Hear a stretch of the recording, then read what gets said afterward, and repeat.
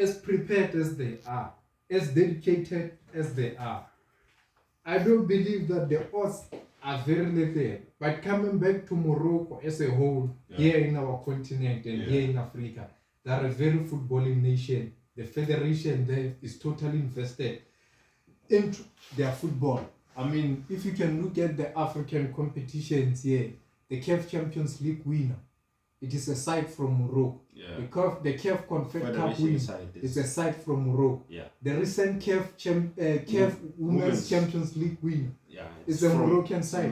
So you can see that this is a very footballing nation, but their dominance is totally brought here in Africa as a whole. But looking at them as a whole and as a nation, I do believe they have what it takes to go pound for pound with the top side like Belgium and Croatia.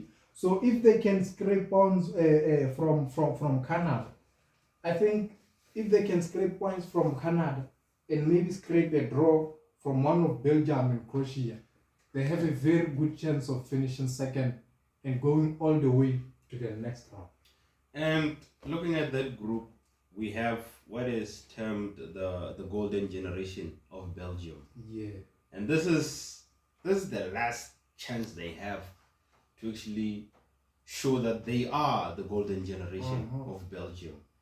And in I think we started having this term golden generation in the 2014 World Cup in Brazil. They fell short, but they excited. They played wonderful. 2018, they were fortunate, but they were playing England in the third and fourth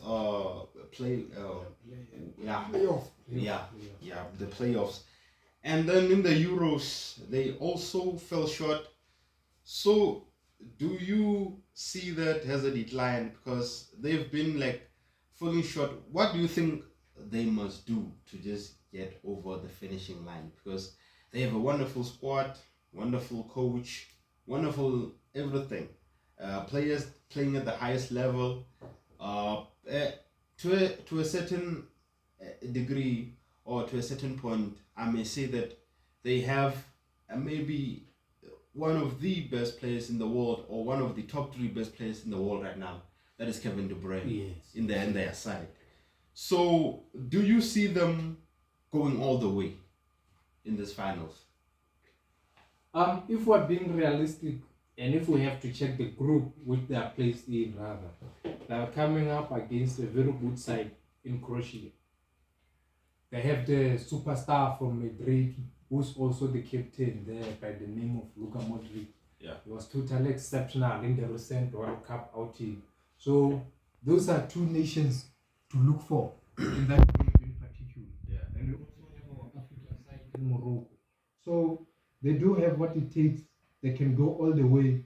And in terms of the structure, in terms of what needs to be done in order to scrape off the result, I think the structure which has been utilized is ripping off the results. They just need to be patient, go back to the drawing board and try to identify what is it that went wrong, what made them fall short in the recent Euros and the last World Cup where they did take part. I think if they can rectify or get that correct, they can be able to go all the way to the finishing line.